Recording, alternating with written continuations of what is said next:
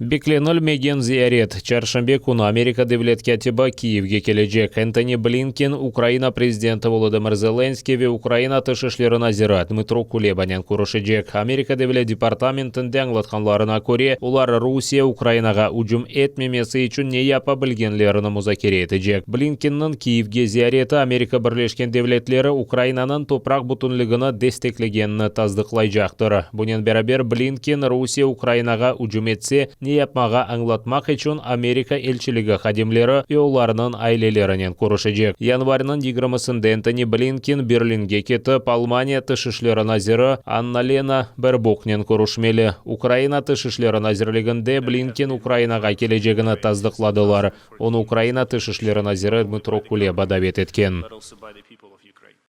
Візит стане продовженням тісної координації дій України та США задля стримування Росії від подальшої агресії. Дмитро Кулеба та Ентоні Блінкен проведуть переговори щодо подальшого втілення комплексного пакету стримування Росії, практичної підтримки України з боку США, активних дипломатичних зусиль із врегулювання російсько-українського збройного конфлікту, широкого спектру питань стратегічного партнерства України та США в безпековій, торговельній, інвестиційній та інших сферах. Русия Украинаға уҗум етсе оңа каршы да серт санкциялар күрсәтеләчәк. Буны Америка сенаторлары Украинаны зиярет еткен сон белдерде. Улар Киевде Украина тышкы эшләре назиры Дмитро Кулеба ве Украина президенты Володимир Зеленскийнен күреште. Сенаторлар Зеленскийнен күрешкән сон Украинага мудафа өчен кирәкле силаны тәслим итмәгә сөз берде. Сөз Джевелин ракеталары ве Стингер учагы бар ракета комплекслары атыжы силә ве Арби катерлары хакында кете. Сенатор Ричард Блюменталь Владимир Путин украинлерінің жесүрлігіні козогыны алмайы буюк хата япқанны қайд етті.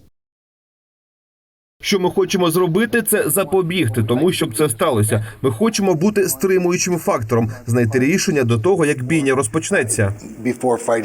Нас дуже хвилює те, що ми бачимо, тобто скупчення великої кількості російських військ біля кордонів, а також гібридна війна, результатом якої стали кібератаки цими днями. Якщо росіяни зроблять жахливу помилку, використовуючи свої війська, то на них чекатимуть нищівні санкції, такі, яких вони ще не бачили. Ці санкції вплинуть на економіку Росії та конкретних осіб, які стоять за рішенням дестабілізувати суверенну, незалежну і вільну країну. Україна – незалежна, суверенна, демократична країна.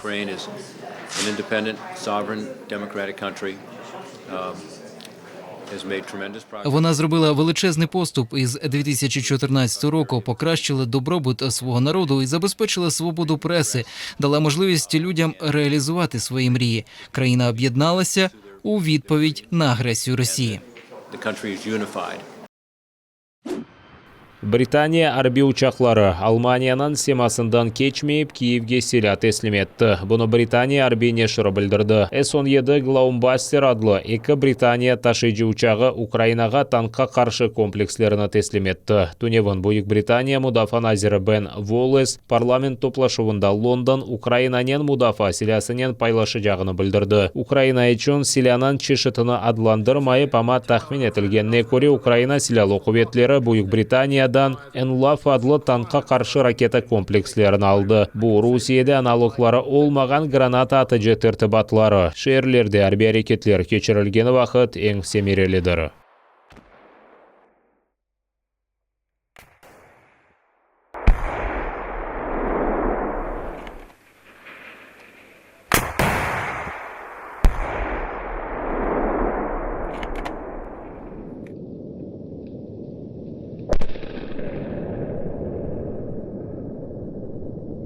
Британия учаклары Киевге yol алғаны вақыт Алмания этрафыны доланып учты. Бұны Flight Radar ресурсында олған малюмат таздықлай. Британия нешірінде тахмин еткенлеріне көре, бұнан себебі Алмания Украинаға силя тәслим етілмесіне қаршы олмасыдыр. Фақат Берлинде білдіргенлеріне көре, Британия арбиява құветлері Алмания семасындан учмақ үшін ізін алмаған. Украина мудафа назир Алексей Резников ордумызға танкқа қаршы Британия силясыны бермеге қарары үшін минедарлық білдірді. Рус işgalcilері işgal etilgen Donetsk vilayetindeki Peski kasabası civarında ateş açtı. Birleşken Kuvvetler Operasyasının ştabında bildirgenlerine göre Ukrayna arbileri arasında insan gayıpları yok. Düşman Ukrayna mayıcılarını granat atıcı tırtıbatlarının hücum etken. Завдяки зусиллям наших воїнів рубежі українських підрозділів залишилися незмінними. Станом на 11 годину поточної доби порушень режиму припинення вогню з боку російсько-окупаційних військ не зафіксовано. Підрозділи Об'єднаних сил продовжують виконувати визначені завдання з відсічі і стримування збройної агресії Російської Федерації.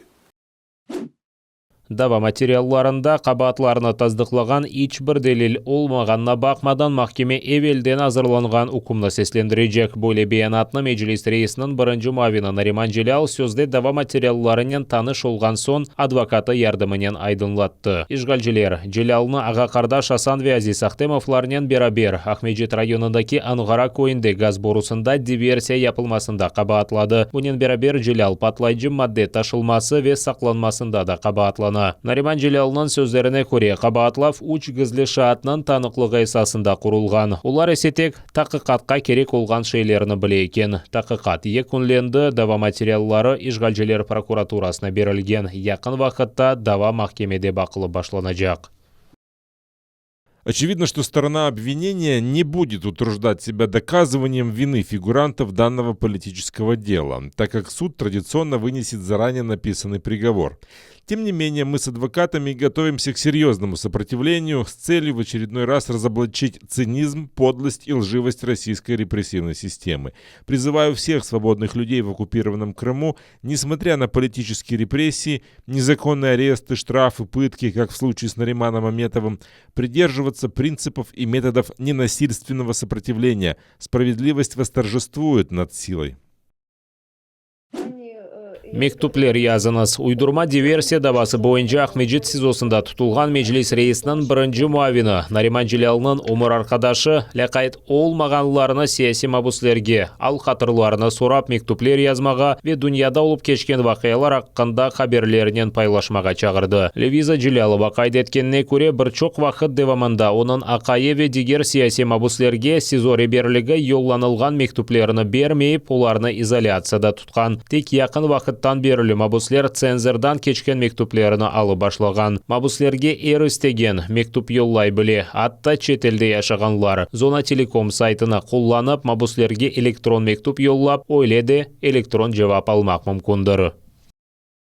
Хотелось бы обратиться не то, что там помощь, сказать по поводу писем людям, чтобы писали эти письма, потому что они очень важны. Тем более, что мы узнали, что по зоне Телеком можно присылать электронные письма с других стран, в том числе с Украины.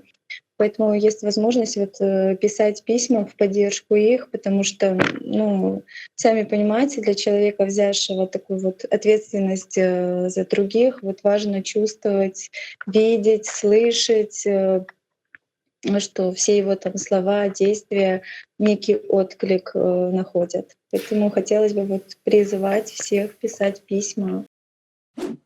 Кечкен күн девамында Украина қытасында 8,5 bin insanda Çin вирусы белгіленді. 188 кіші хасталық ағырлашмасы нәтижесінде вефат еткен. Ивано-Франковск, Ровно, Сума ве Черновцы вилетлері карантиннан портақал зонасында болуна, қалғаны сары зонада. Бұл вақыт есе украинлерінің 14 миллиона коронавирусқа қаршы ашыланған. Ишғал етілген Қырымда Çin вирусы 293 кішіде белгіленді. 15 кіші хасталық ағырлашмасы нәтижесінде вефат еткен. Комендант саатлары ве бош мусафырханелер Индистанда микрон штамы тарқалмасындан себеп ковидке қаршы тедбірлеріні құветлештірділер. Бір чоқ шерлерде ратлық күнлері долашу сербестлігі сыңырлана. Йолларда тешкіровлер кечерелер. Ми пропускаємо тих, хто їде до лікарні. Також дозволено їхати на весілля, але має бути запрошення. Тек учақ яда треннен келіп шыққан инсанлар шерден шерге ве штаттан штатқа сербест кече біле. Ама бұны yapmak үшін олар билетлеріні көстермелі. Базы штатларда талебелер онлайн шекілде оқы башлады. 25-тен зиеде инсанға берабер топлашмаға есақтыр. Күнлік керек олмаған малларны сатқан түкенлар ратлық күнлері қапалыдыр. Ресторан ве мусафырханелер тек 25%-ға инсанларнен тола біле. Мусафырханелерінің сайыплері яңы карантин қайделері бір чоқ зарар кетіргенінден шикает ете. Наш готельний бізнес уже й так постраждав через 3 локдауни. Ми зазнаємо збитків, тому просимо владу змінити правила комендантської години у вихідні й дозволити нам працювати із 50% заповнюваністю. Бу есе дарымсалы. Эвелсі мында чоқ туристлер бар еді. Шымды есе атта ерлі сакинлер ковидке оғыра мамақы чон евлерінден чықмай. У наших готелях скасували майже всю броню на наступний місяць. Якщо невдовзі ситуація не поліпшиться, то як і минулого сезону у бізнесі буде спад. Индистанда ковид хасталарының сайысы декабрь айындан башлап артмақта. Соңки вақытлары эркун 250 биңден зияда инсанда чин вирусы белгілене. Ама ковидтен өлгенлер чоқлашмады. Пандемия башлағанынан берлі Индистанда 37 миллион ковид хастасы қайдетілді. Хасталық ағырлашмасы нәтижесінде 480 бин кіші вефат еткен. Кечкен сене 4 бинге яқын Қырым талебесі юн армияға желп етілді. Бұны Қырым прокуратурасында хабер еттілер. Қырым прокуратурасынан ел башысы Игорь Паначевны қайдеткеніне көре ишгалжилер атта мектеп чағына етмеген балларға Рус ордысына қызметінің пропагандасыны япа. Бойлы етіп, кадет оқуф юрты, умумтасил мектеп ве башқа оқуф юртларында арбилештірілген мақсус сыныфларны ачалар. Анда чағына етмегенлеріні арби тактика, стратегия ве силяны құлланмаға үгретелер. Ишгалжилер 10 Қырым талебесінден ең азындан бұрыны юн армияға желп етмеге планлаштырғанны гізлемей. Як воєнний злочин за статтею порушення законів та звичаїв війни, оскільки пропаганда, спрямована на забезпечення добровільного вступу в армію цивільного населення, заборонена статтею 51 Конвенції про захист цивільного населення під час війни 1949 року. Наразі повідомлено про підозри 2 керівникам регіональних штабів юнармії, щодо одного з яких в порядку спеціального досудового розслідування обвинувальний акт скеровано до суду.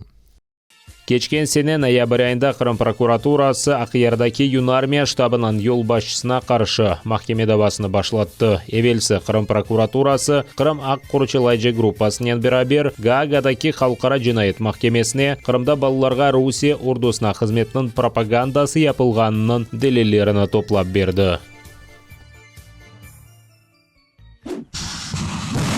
Шимали Корея bu ay devamında 4-cü sefer raketa sınavlarını keçirdi. Janubiy Koreya istihbaratının malumatına göre Şimali Koreya Pxenyan havalimanından qisqa mesafede nişanını ura bilgen 2 ballistik raketani uçurdu. Janubiy Koreya birliginin nazirligi Şimali Koreyani kutlevi yok etuv silahı işlep çıkarılmasından vazgeçip barışık siyasetini keçirmege çağırdı. Yaponiyada raketa uçurulmasını kaydetti. Yaponiya mudofaa naziri taxmin etkenine göre raketalar Şimali Koreya'nın Шарқы ялысы жеварында океанға түшті. Оның сөзлеріні Япония Назирлер Шурасынан спикері білдірді. Недавні дії Північної Кореї, включаючи неодноразові запуски балістичних ракет у минулому, це загроза миру та безпеці Японії та регіону, а також міжнародному співтовариству. Ми рішуче засуджуємо ці дії.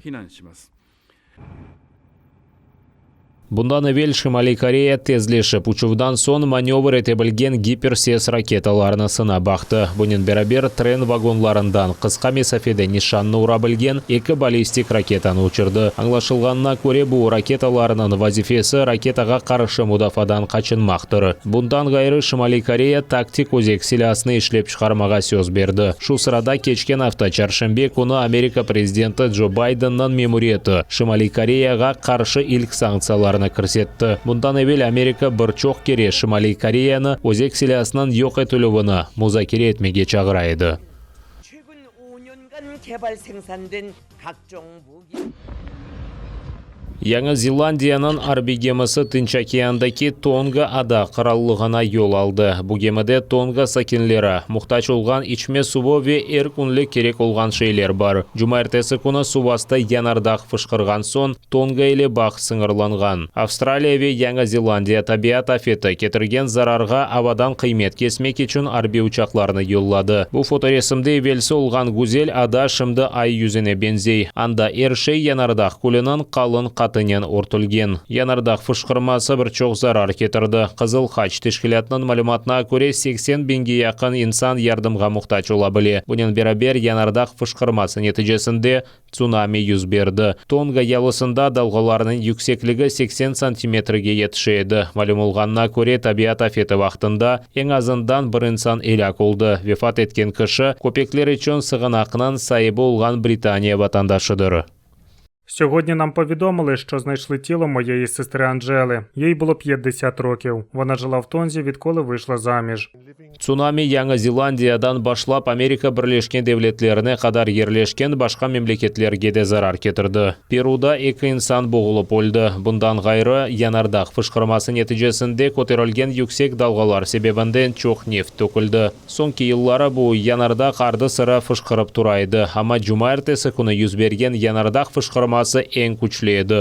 Resmi мәліметқа көре bu 30 yıl evvel Филиппинлерде Пинатуба янардағы fışqırғаны вақыттан берілі en күчлі янардақ fışqırmasıdır. Alimler Тонга адасындаки янардақның faallleşmesini незарет etmege тырыша. Şimdi bunu yapmağa da zor oldu. Çünkü tabiat afeti neticesinde янардақ ağızı eşilip su astında kaldı. Bunun için янардақны yoldaşlardan gözetip bulamайlar.